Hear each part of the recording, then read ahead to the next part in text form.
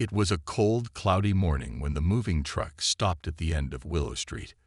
The sky was gray, and the wind whispered between the houses. Most neighbors were still inside, sipping coffee and checking their phones. But behind curtain windows, eyes were watching.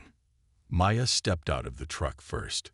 She wore a calm smile and a long brown coat. Her husband David followed, carrying a heavy box. They looked like any normal couple, quiet, polite, and ready for a new start. Their house was small but beautiful. White paint, clean porch, and a garden that just needed some love. It was their dream home, a place to rest, a place to begin again. But not everyone was happy. Across the street, an old man stood behind his window, staring. His name was Mr. Collins, retired army man. Clean yard, loud dog, and louder opinions. He narrowed his eyes as he watched the new couple unload boxes. He didn't like change, and he especially didn't like them. Maya noticed the stare. She didn't react. She just whispered to David, "Smile. Always smile."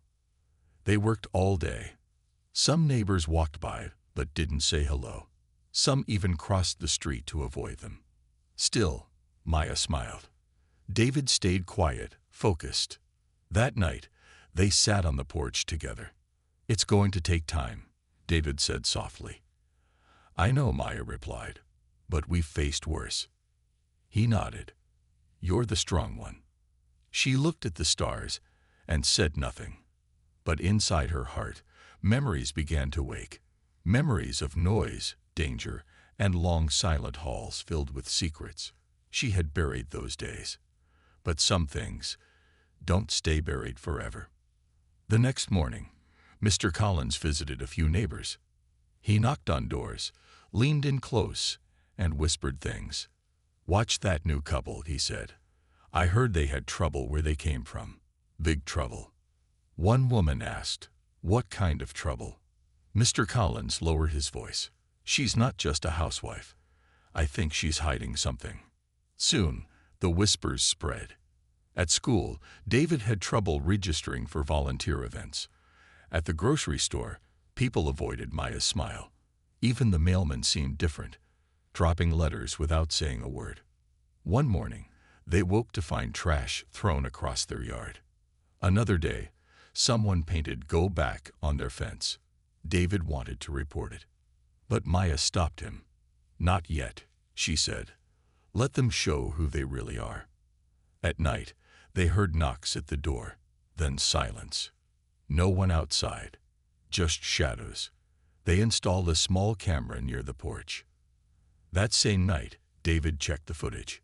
He froze. "It's him," he said. "Mr. Collins.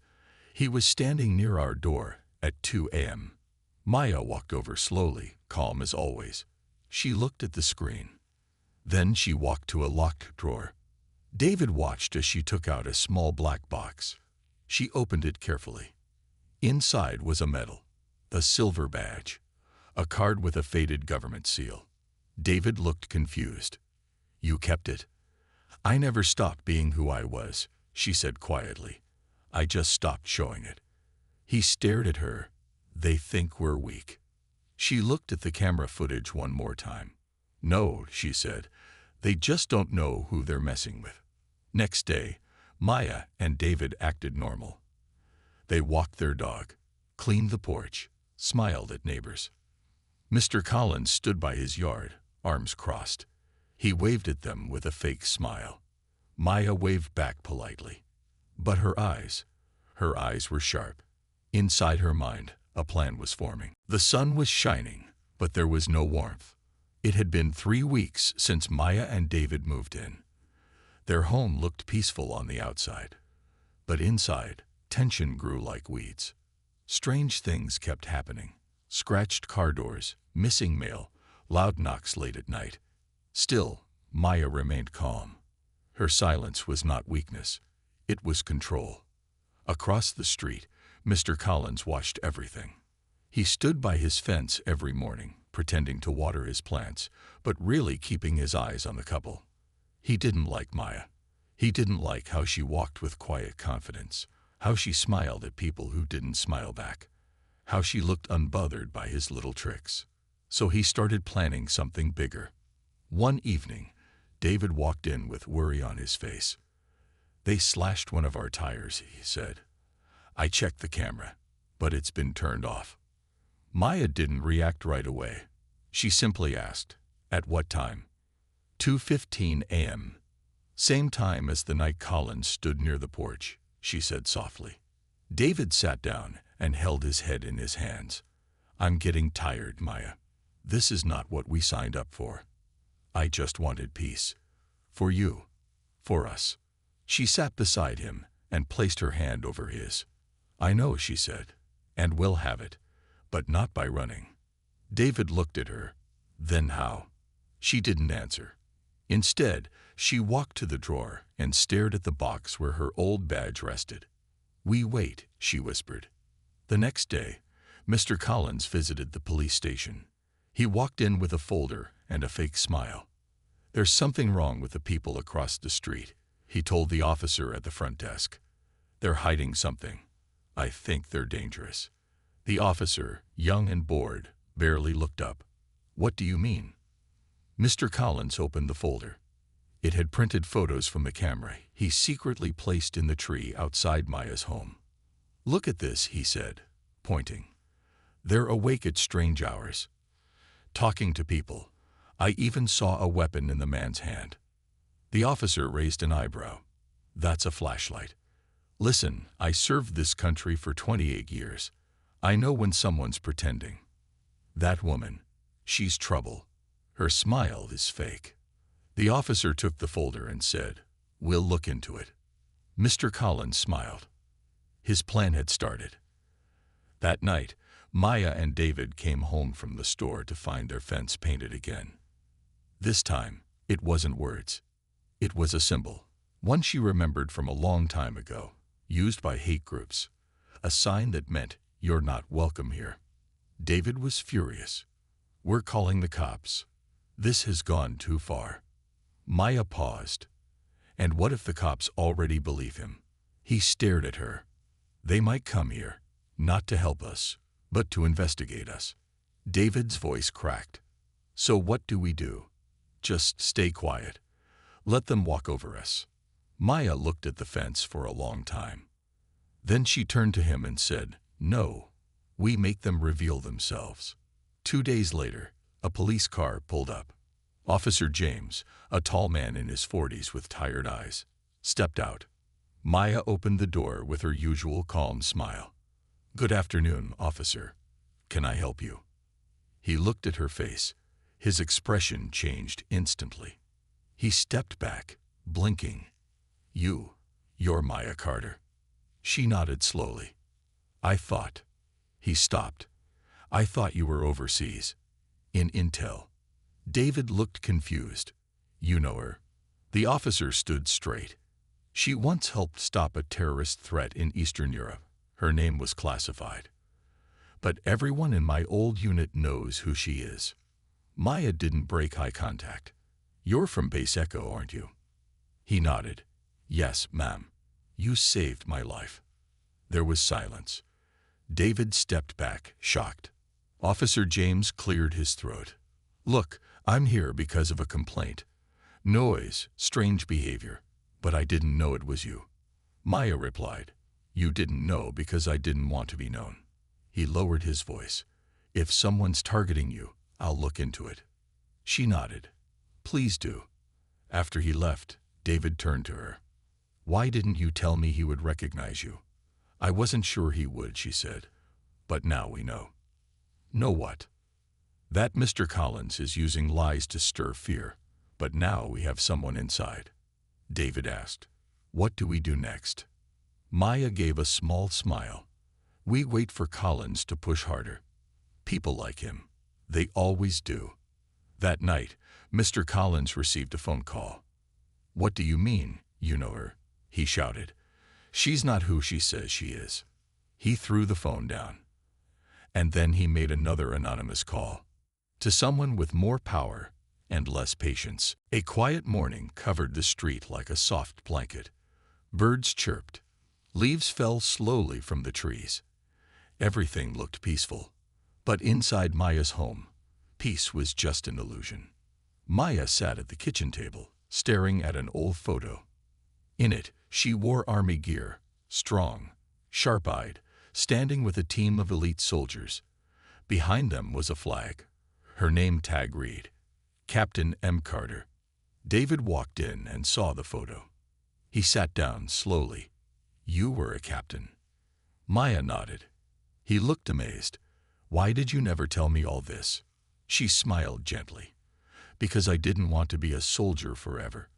I wanted to be someone's wife, someone's neighbor, someone normal. But you're not normal, David said. You're stronger than anyone I know. She touched his hand. I didn't want my past to follow me here. But now her past had arrived, and it was knocking loudly. Across the neighborhood, Officer James was doing research. He sat at his desk, typing Maya's name into an old military database. Files appeared. Top clearance, cyber intelligence, Global Anti-Terror Task Force, Medal of Honor, Presidential Commendation. He blinked in disbelief. He remembered her now. Years ago, when his squad had been surrounded overseas, someone hacked enemy systems and saved their lives. They never knew the face of the person behind it. But now he did. It was Maya. Back at the house, David spoke carefully. That officer, he looked at you like you were someone famous. Maya replied, because in a different world I was. He paused. And now? She looked out the window, where Mr. Collins stood again by his fence, watering already wet grass. Now, she said, I'm still that woman, but I choose when to act. Mr. Collins wasn't finished. His last call had reached someone inside the city government, an old friend from his military days, someone with influence. They agreed to send in a special complaint, a formal one, the kind that leads to action. Mr. Collins smiled to himself. They'll be gone by next month, he told his dog. But he didn't know that Maya had already started building her defense. That night, Maya pulled a small box from under the bed. Inside was a flash drive. David leaned in. What's that? She plugged it into her laptop. Files appeared, videos, records, reports. I saved everything, she said. Every time I helped people, every time I risked my life. It's all here. Why? Because someday I knew I might need to remind the world who I really am. She emailed the files to Officer James with a message. If anything happens to us, send this to the press. The full truth. 2 days later, the police showed up again. But this time, not just one car. 3. David opened the door. What's going on? We'd received a formal tip. One officer said, possible illegal activity inside the house. David was shocked. What? Before Maya could speak, Officer James stepped forward. He showed his badge and said calmly, I'll handle this. He pulled Maya aside and whispered, they're trying to bury you, but not on my watch. She nodded. Let them search. They'll find nothing. The search lasted an hour. In the end, the officers left empty-handed. But neighbors had gathered outside. They stared. They whispered. Some took photos. Maya stood tall on her porch, never looking away. David was angry. They're trying to break us down. No, Maya said. They're building my case for me. Every time they push harder, the truth becomes louder. That night, a knock came at their door. It was a stranger, a man in a gray coat. He handed Maya an envelope. Inside was a letter. It read, We know what Collins is doing. We've seen him do it before. This time, you're not alone. R.A., retired agent. David asked, Who sent this? Maya's eyes were firm. Someone from the old world. Someone who remembers me. He asked, What now? She looked out at the dark street. We fight back, but not with fists. With truth. Ending narration. For YouTube voiceover. They thought they could paint her as a villain. But her story was already written, in courage, in loyalty, in sacrifice. She didn't run from the past. She carried it silently. But now, the silence was over, and her true power was just beginning to rise. The next morning, everything felt still. The street was quiet, too quiet, like the world was holding its breath. Maya stood by the window, watching shadows move across her lawn. She wasn't afraid. She was ready. David sat at the table, holding the letter from the retired agent again. "Why would someone reach out to you now?" he asked. "Because they know what this looks like," Maya replied. "They've seen it happen before. Silent hate, loud lies." David looked up. "How far will Collins go?" Maya answered without blinking. "As far as we let him." Across the street, Mr. Collins was on the phone again. He sounded nervous. "You told me this would work," he whispered. "You said they'd be gone by now." The voice on the other end replied, "It's taking longer than expected. She's more protected than we thought." Mr. Collins growled, "She's just a woman." "No," the voice said, "she's not. She's someone important. You picked the wrong target." Mr. Collins hung up and stared out the window. For the first time, he looked unsure. Later that day, Maya received another visitor. A woman, maybe in her late 50s, dressed in plain clothes but with sharp eyes. She introduced herself as Rachel, a retired intelligence officer. "I heard what's happening," Rachel said.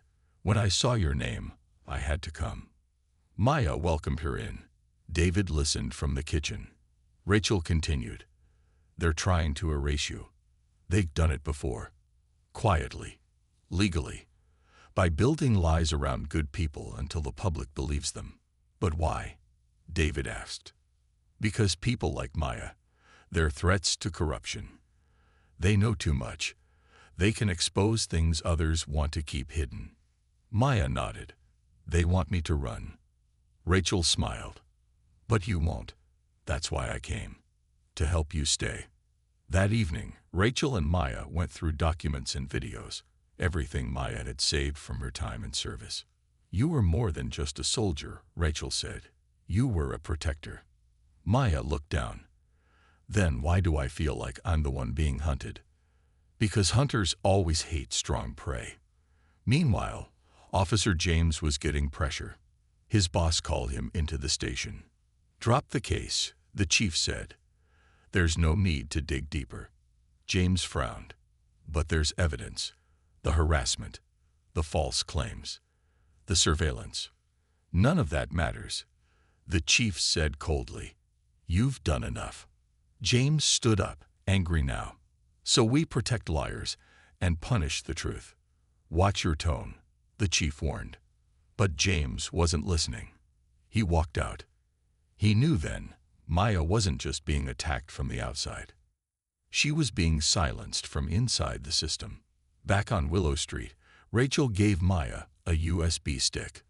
"What's this?" Maya asked. "Every report ever filed against Collins for discrimination and harassment," Rachel said. "It was buried. I dug it up." David leaned over her shoulder. "How did you get this?" Rachel smiled. "Let's just say, I still have a few tricks." Maya took a deep breath. "Then it's time we tell our side."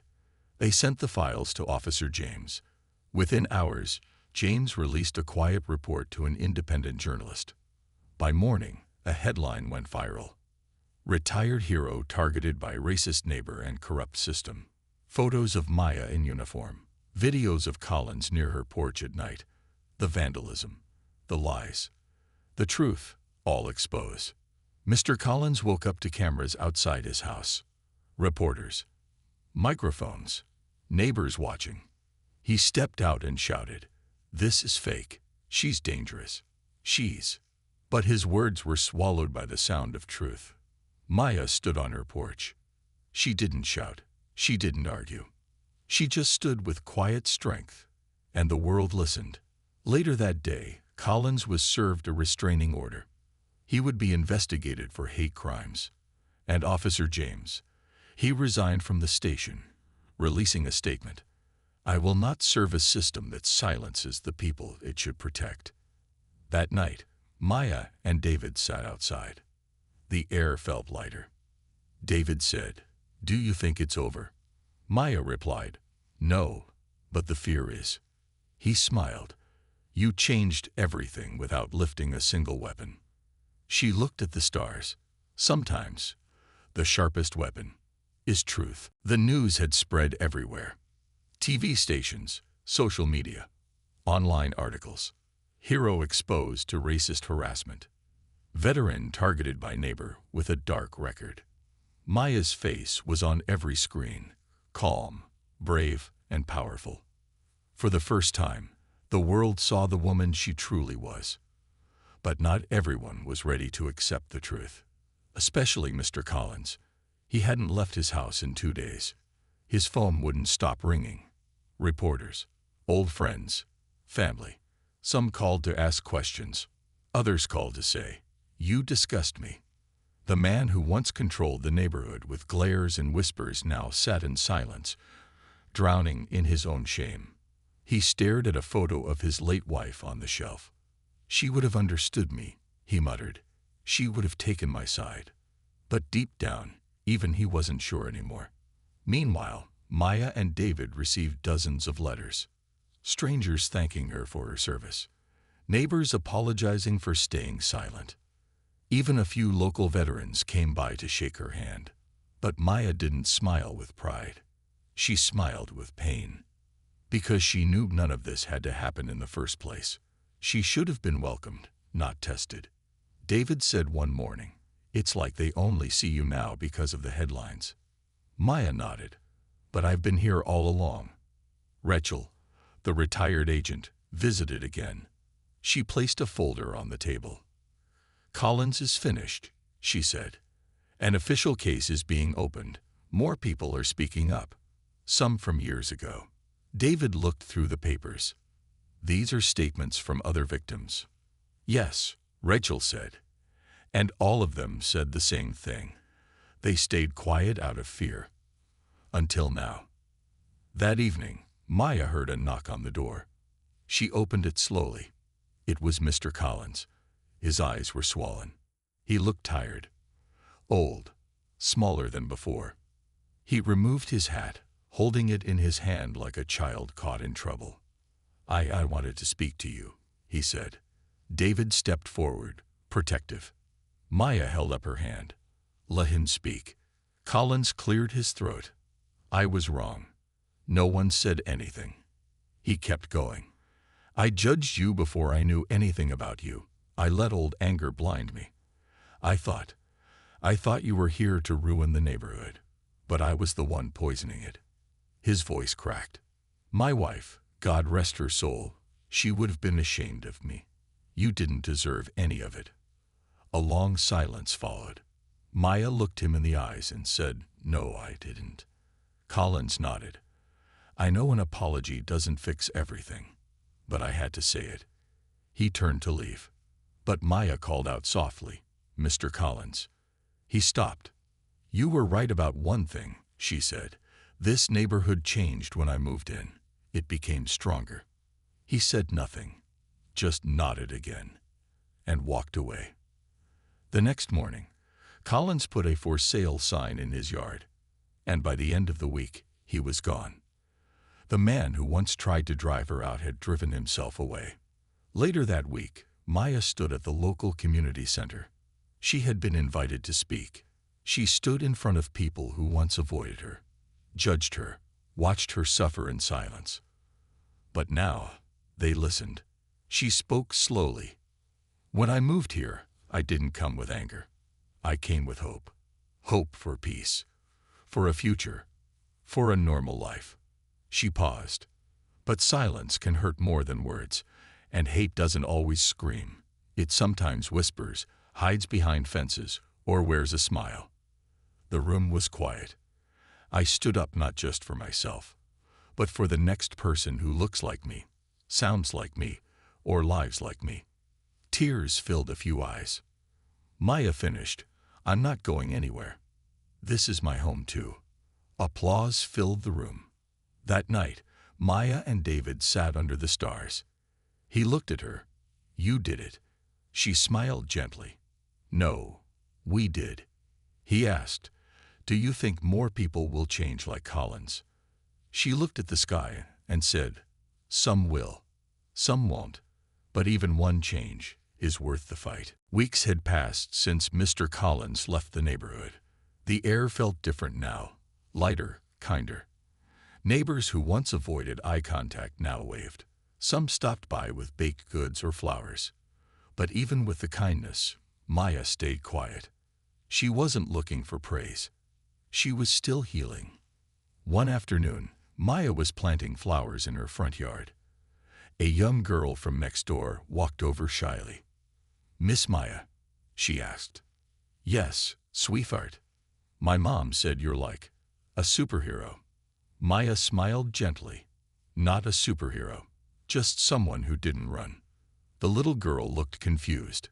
"Why didn't you?" Maya paused, pressing her fingers into the soil.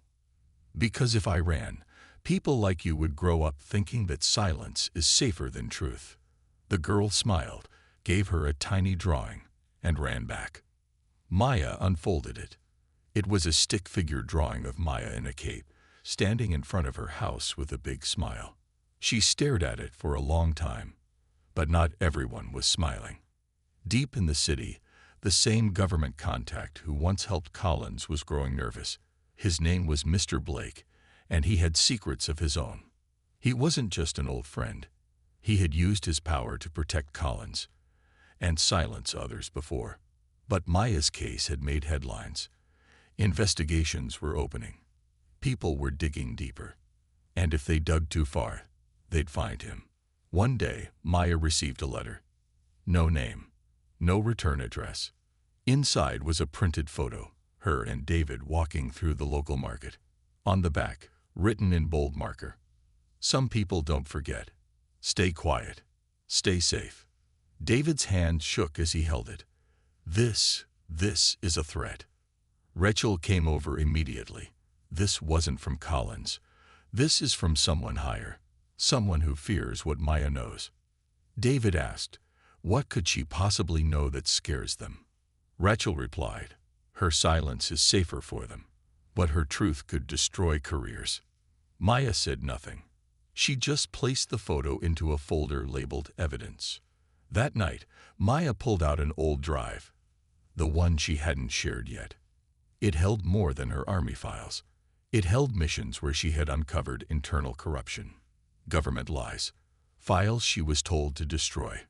But she didn't. Not because she wanted revenge, but because she knew someday someone would try to bury her with false stories. And when that day came, she'd need something stronger than words. Rachel warned, "If you release this, they'll come for you harder." Maya asked, "And if I stay silent?" "They'll come anyway, just slower, just quieter." The next morning, Maya sat in her living room, David beside her, Rachel across from her. She held the drive in her hand. Then, slowly, she plugged it into her laptop. Click. Upload. She sent it to 3 trusted reporters and 1 international justice agency.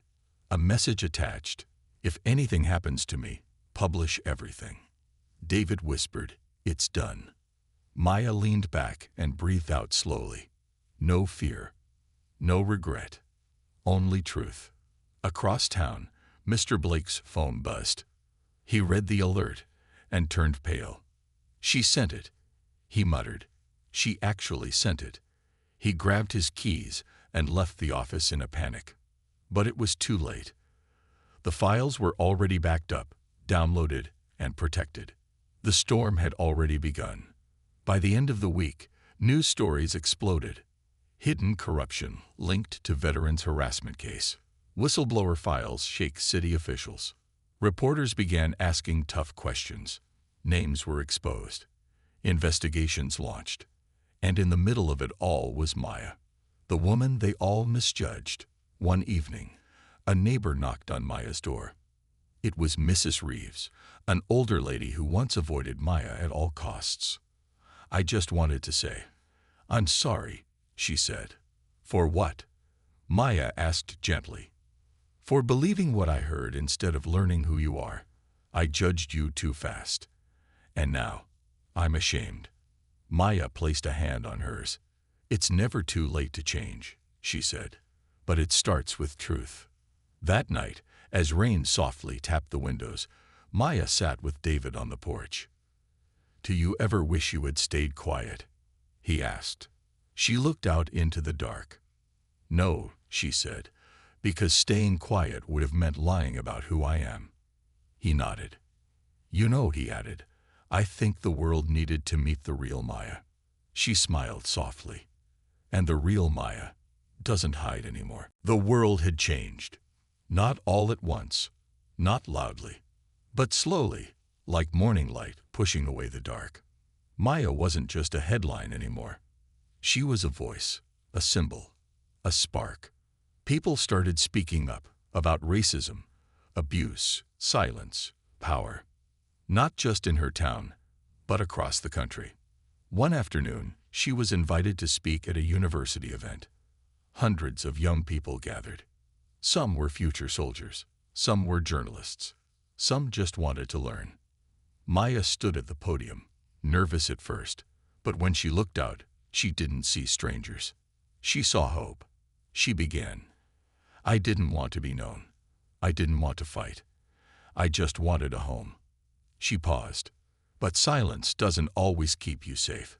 Sometimes it makes the wrong people feel powerful. She told her story, not just about Collins, but about the years before that. The things she saw. The things she kept quiet to protect others. And when I stopped hiding, she said, they tried to tear me down. But the truth stood taller than their lies. When she finished, the room stood up, clapping. Not for drama, but for courage. Back in her neighborhood, things were different now too. The porch that was once egged, now decorated with flowers and cards. The little girl next door. She called Maya her hero. People finally saw her, not just the uniform, not just the headlines, but her heart. One morning, Maya received a letter in the mail. It was handwritten. You don't know me, but I read your story while I was thinking about ending my life. I'm a veteran too. I felt invisible. But then I saw you. You reminded me that being strong doesn't mean being silent. Thank you for standing. Because of you, I'm still standing too. Maya held the letter for a long time. David saw the tears in her eyes. Are you okay? He asked. She nodded, voice soft. I think I finally am. Weeks later, something unexpected happened. A local city official invited Maya to join the Community Justice Council, a group that helped shape fair policy and protect victims of harassment and abuse. At first, she said no. I'm not a politician. She laughed. But Rachel said, you don't need to be. You just need to keep doing what you've already done. Stand for truth. So Maya accepted, not to gain power, but to use her voice so no one else would have to suffer in silence. As her name became known, reporters asked her one question over and over again. How did you stay so strong? She always gave the same answer. I didn't stay strong. I just stayed standing. 1 year later, Maya visited a local park where a new bench had been placed. It had a plaque on it. In honor of Maya Fields, a quiet fighter, a loud truth, a reminder that strength doesn't always shout. She sat on that bench with David beside her. People passed by. Some smiled, some waved, some just sat near her, feeling safe. And she thought to herself, asterisk, they thought I was just someone's wife. Just a quiet neighbor, just another woman who would keep her head down. But I was never just anything. I was always more. And now, they know asterisk, it had been a full year since the storm. Since the lies were exposed, since the silence was broken, since Maya stood up and didn't sit back down. But now life was quieter again, not silent, just peaceful. Maya had settled into a new rhythm. She still worked with the Justice Council. She still helped veterans find their voice. She still visited the park where her bench stood. But now she smiled more. She slept better. Even David noticed.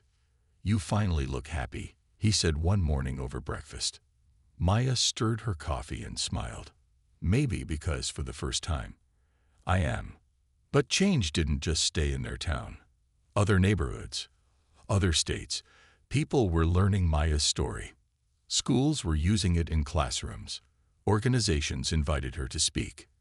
Young women wrote her letters saying, "Because of you, I won't stay silent."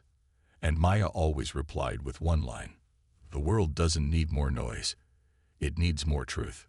One day, Maya visited a small veterans shelter 2 towns over.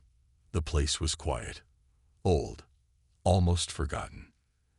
Inside, a young woman named Jade greeted her. "Miss Maya, I didn't think you'd come." Maya smiled. "Of course I would. I go where voices are hidden." Jade led her to a room full of women, veterans like Maya, but many were broken, abandoned, silenced. They shared their stories of pain, of betrayal, of feeling invisible. Then they asked Maya, "How did you survive?" She looked at each of them and said gently, "I didn't survive by being tough. I survived by not giving up on myself. And I want you to do the same." Jade wiped her tears. "Do you think people will ever really see us?" Maya leaned in. "They will, if we keep showing up, even when it hurts." That night, as Maya drove home, she looked out at the quiet road. She remembered the days she wanted to run. She remembered the nights full of fear. She remembered Mr. Collins' hateful glare. And then she remembered the little girl's drawing, the one where Maya wore a cape. She had kept it in her glove box this whole time. She pulled over, took it out, and smiled. Months later, a foundation was started in Maya's name. The Quiet Fighter Foundation. Its mission: to give voices to those who've been ignored, to help people rise after being pushed down. Maya didn't want it named after her, but David insisted. "Your name doesn't just belong to you anymore," he said. "It belongs to everyone you've helped stand up." On the foundation's opening day, Maya gave a small speech. No microphone, no big stage, just her, under a tree, with a circle of people around her. She said, "I didn't start out brave. I started out scared. But I learned something. You don't have to be loud to be strong. You don't have to win to be powerful. You just have to stand, again and again, until the world has no choice but to listen." And listen they did. A year later, Maya received one final letter that touched her deeply. It was from someone unexpected. "Dear Maya, you don't know me. I'm the daughter of Mr. Collins. I didn't know what he had done until after he passed away. I saw the articles. I watched your interviews. And I want to say, I'm sorry for his actions, for his words. I'm not writing to defend him. I'm writing to tell you that even a man filled with hate left behind a daughter who now believes in your message. Thank you for standing, even when people like my father tried to knock you down. Sincerely, Emily Collins." Maya read the letter twice, then a third time. She didn't cry. She just folded it gently and placed it beside the others in her wooden box. Her box wasn't for secrets anymore. It was for truths. Now, every time a young woman visits the bench in the park, she reads the plaque. And if Maya's there, she always smiles and says, "Sit with me. Let's talk." Because even after all she's done, Maya still believes in listening more than speaking, in understanding more than judging, in standing, quietly, firmly, until the world changes. It had been a full year since the storm, since the lies were exposed, since the silence was broken, since Maya stood up and didn't sit back down. But now, life was quieter again. Not silent, just peaceful. Maya had settled into a new rhythm. She still worked with the Justice Council. She still helped veterans find their voice. She still visited the park where her bench stood, but now she smiled more. She slept better. Even David noticed. "You finally look happy," he said one morning over breakfast. Maya stirred her coffee and smiled, maybe because for the first time, "I am." But change didn't just stay in their town. Other neighborhoods, other states, people were learning Maya's story. Schools were using it in classrooms. Organizations invited her to speak. Young women wrote her letters saying, "Because of you, I won't stay silent." And Maya always replied with one line, "The world doesn't need more noise. It needs more truth." One day, Maya visited a small veterans shelter 2 towns over. The place was quiet, old, almost forgotten. Inside, a young woman named Jade greeted her. "Miss Maya, I didn't think you'd come." Maya smiled. "Of course I would. I go where voices are hidden." Jade led her to a room full of women, veterans like Maya. But many were broken, abandoned, silenced. They shared their stories of pain, of betrayal, of feeling invisible. Then they asked Maya, "How did you survive?" She looked at each of them and said gently, "I didn't survive by being tough. I survived by not giving up on myself. And I want you to do the same." Jade wiped her tears. "Do you think people will ever really see us?" Maya leaned in. "They will, if we keep showing up, even when it hurts." That night, as Maya drove home, she looked out at the quiet road. She remembered the days she wanted to run. She remembered the nights full of fear. She remembered Mr. Collins' hateful glare. And then, she remembered the little girl's drawing. The one where Maya wore a cape. She had kept it in her glove box this whole time. She pulled over, took it out, and smiled. Months later, a foundation was started in Maya's name. The Quiet Fighter Foundation. Its mission: to give voices to those who've been ignored. To help people rise after being pushed down. Maya didn't want it named after her. But David insisted. "Your name doesn't just belong to you anymore," he said. "It belongs to everyone you've helped stand up." On the foundation's opening day, Maya gave a small speech. No microphone, no big stage. Just her, under a tree, with a circle of people around her. She said, "I didn't start out brave. I started out scared. But I learned something. You don't have to be loud to be strong. You don't have to win to be powerful. You just have to stand, again and again, until the world has no choice but to listen." And listen they did. A year later, Maya received one final letter that touched her deeply. It was from someone unexpected. "Dear Maya, you don't know me. I'm the daughter of Mr. Collins. I didn't know what he had done until after he passed away. I saw the articles. I watched your interviews. And I want to say, I'm sorry. For his actions, for his words. I'm not writing to defend him. I'm writing to tell you that even a man filled with hate left behind a daughter who now believes in your message. Thank you for standing, even when people like my father tried to knock you down. Sincerely, Emily Collins." Maya read the letter twice, then a third time. She didn't cry. She just folded it gently and placed it beside the others in her wooden box. Her box wasn't for secrets anymore. It was for truths. Now, every time a young woman visits the bench in the park, she reads the plaque. And if Maya's there, she always smiles and says, "Sit with me. Let's talk."